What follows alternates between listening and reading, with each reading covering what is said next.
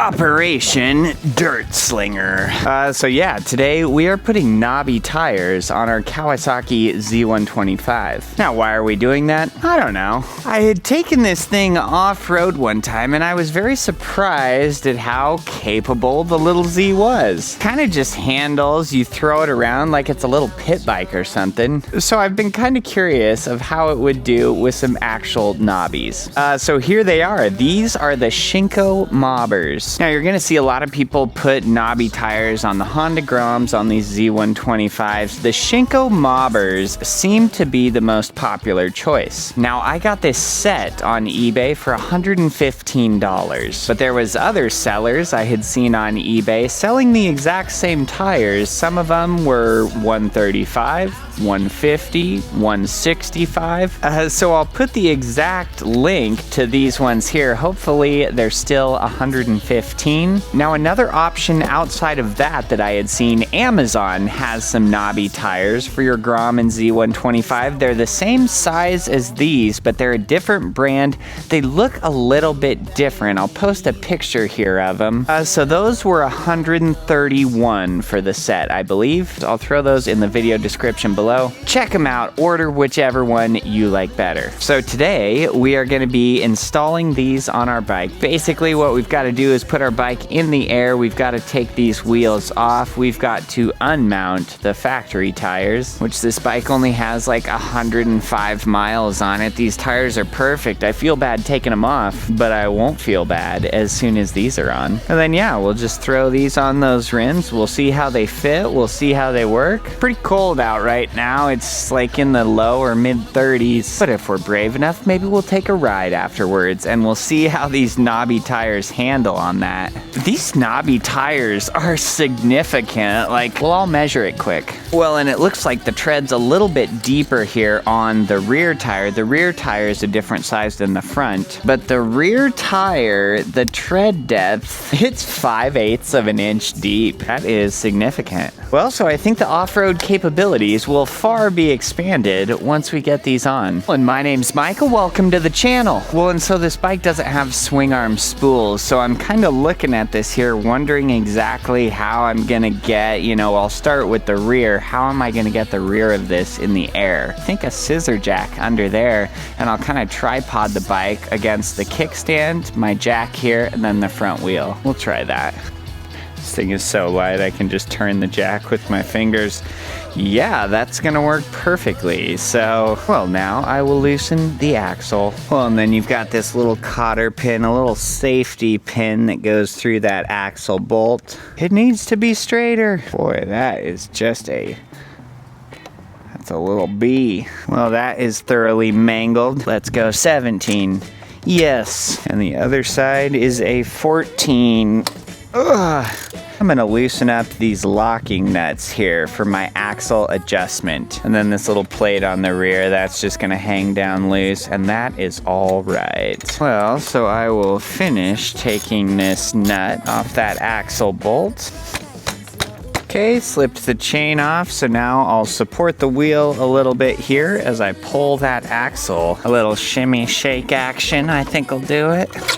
Yep, so there is our axle bolt. Set that off to the side, and then I'll switch hands and I'll pull my caliper rearward here as we're kind of sliding our rear wheel out. You can just let your caliper then hang down low there, and then the one on the left side had fallen out, but on each side you're gonna have a little wheel bearing, a little wheel spacer there. So they just go in either side of your hub, but you can actually pull those out on either side because as we're changing the tires here, those are just gonna keep falling out on you. All right, now to change some tires. Well, and we will just use the 2-board method. And the reason I set it on boards instead of just the ground is because I want to keep that rotor or that sprocket, whichever side you put down, I want to keep that off the ground.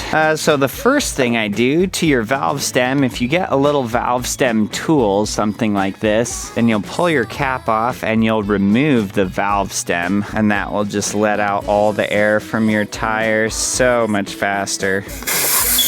There we go.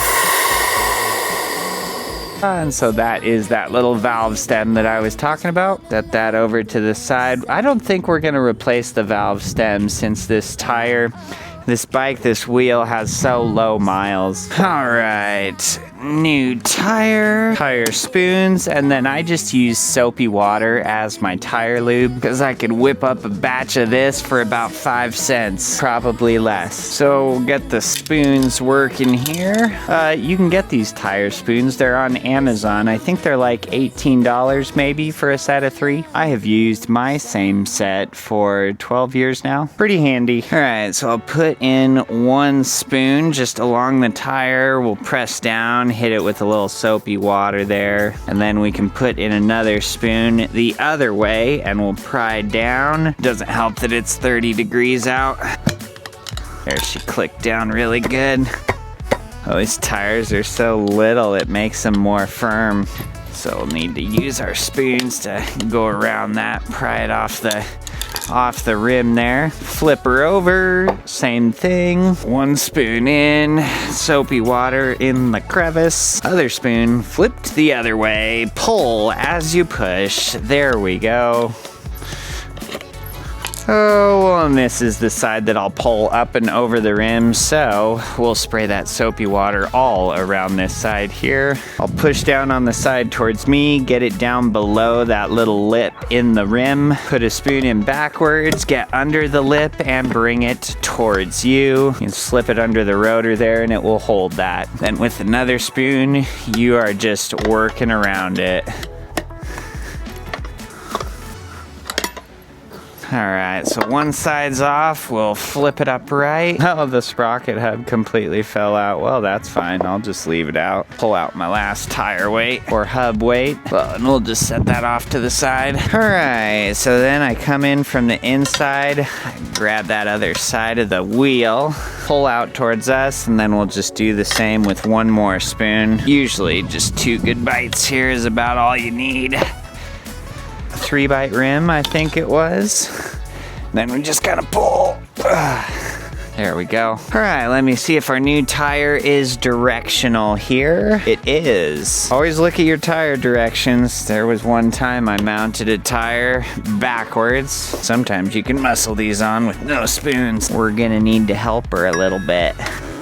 There we go. I don't work with tires this small very often. Okay, so now before I seat the other side, as I can still move the tire on that rim, I'm gonna look and see if there is a painted mark. If you have a little white spot, orange spot, yellow, red, that is gonna be the lightest point in the tire. I do not see any markings. Now, what I would always do is line up that lightest point with where the valve stem is at, because the valve stem, that is the heaviest point in the rim. So if you line up the lightest point in the tire with the heaviest point in the rim, it's gonna be balanced enough. But oh well, I'm not worried about it. We're never balancing this. Okay.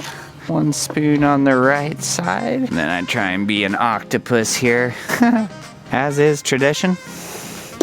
Then I'll just hold those with my knees, and then I just start working around. Take that, Shinko Mobber. Well, and so I always just spray a little bit more soapy water in there. Lube it up right before I air up the tire. It'll let that bead just pop on there and seat a lot more easy. And I'm just gonna air this up with a bicycle pump, I think. I'm not gonna do anything fancy. Put my valve stem back in there. Yep, that's tight, so let's air it up. I think a lot of people think it's hilarious that I use a bicycle pump sometimes to seat motorcycle tires and even car tires, but it seems to work. Yep, that side popped, other side popped. That was like 8 pumps on the bike pump. Oh, what is the tire pressure recommended on these? It says 33 is the max PSI. There's my tire gauge. See where we're at. We'll call it good. And so I'll put my hub back in here. Well, I guess now we'll put this back on the bike.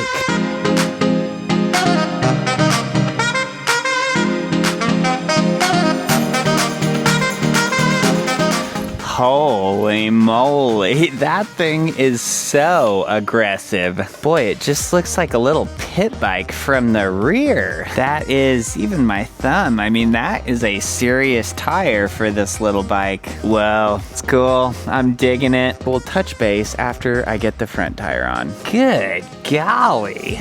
I mean, those are like full-fledged MX knobbies. I cannot wait to take this thing for a ride and see how it handles. I think we need to go take it for a rip. Guess we gotta race the local neighborhood kids here. They actually have a good race today. The Z125's about their speed, not the CBRs. Whoa, coming around. I'm gonna win! I never let him win. Maybe I should. It almost feels like the bike's geared a little bit taller, so I think those tires must have a slightly wider diameter, maybe?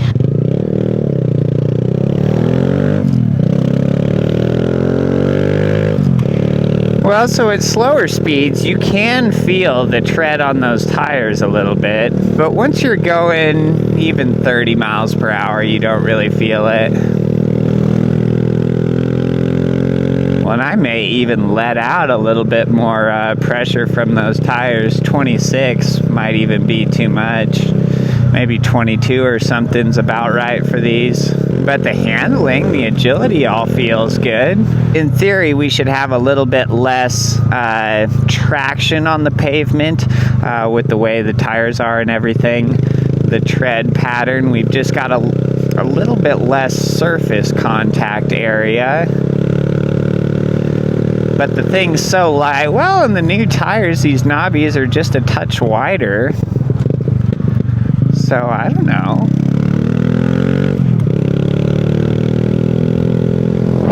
Is anybody behind us? A couple people? Oh, we're gonna do something. We're gonna do something fun. Okay, we're going up here. We're flying right up this. Off-roading. Through the puddle. Whoa! Up the hill. Well, so it's working. We are off-roading. Down this hill. Whoa! Treating our thing as a pit bike. It doesn't have pit bike suspension. Well, so it's gonna work. I think these little knobby tires, they're gonna claw around just fine. Oh, and P.S., we're going on a beer run right now. That's what the Z125 was designed for, beer runs. Cheap beer runs. If you're getting fancy beers, Z125 isn't for those runs.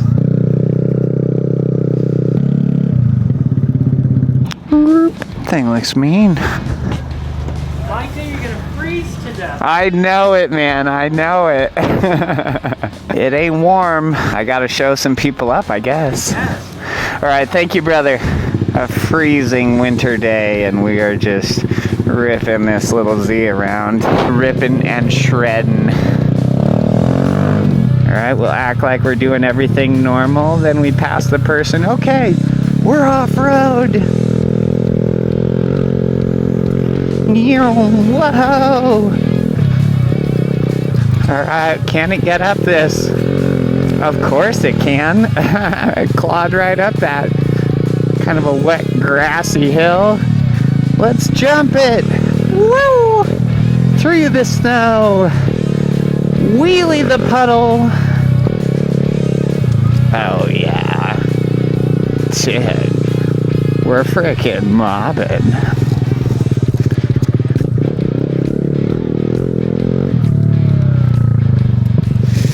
And then act like nothing happened. That never happened. Now all the turns and everything on pavement still feel good. Yeah, like I said, I think I'm just gonna let a little bit more pressure out of those tires.